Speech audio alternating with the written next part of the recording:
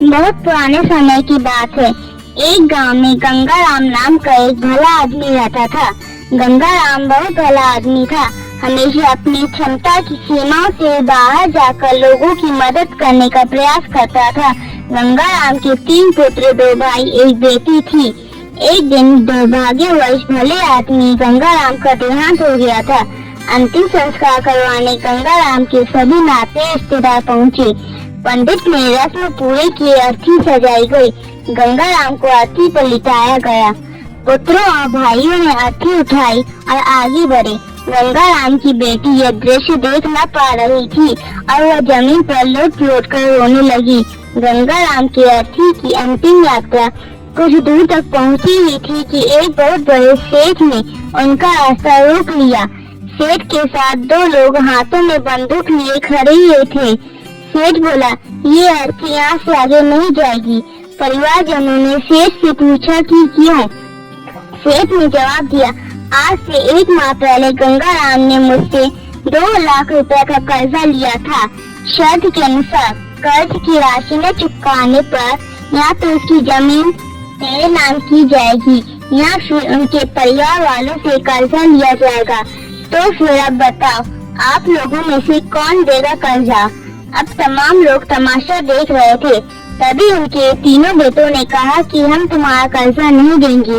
हमारे पास इतना धन नहीं है कि आपको कर्जे की राशि दे सके। पिताजी का कर्ज पिताजी जाने, अब तो वह इस दुनिया में भी नहीं रहे।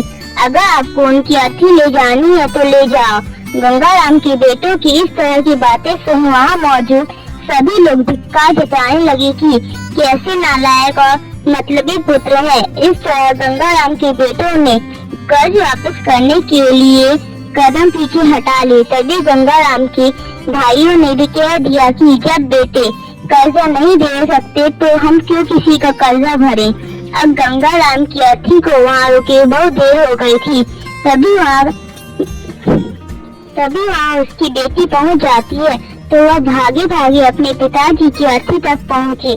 तभी उसने देखा कि अर्थी का एक पाँव बड़े सेठ ने पकड़ रखा था। ये देखते ही उसने अपनी आंखों में आंसू लिए। अपना सारा जेवर और जितने भी पैसे उसके पास थे वो सब सेठ को दे दिए और अपने हाथ जोड़ते हुए बोली, सेठ, अगर ये सब जेवर बेच कर भी आपका कर्जा पूरा न हो पाए तो मैं खुद मेहनत मजदूरी करके आपका कर्जा चुका दूंगी, मगर इस समय मेरे पिताजी की अंतिम यात्रा को मत रोको।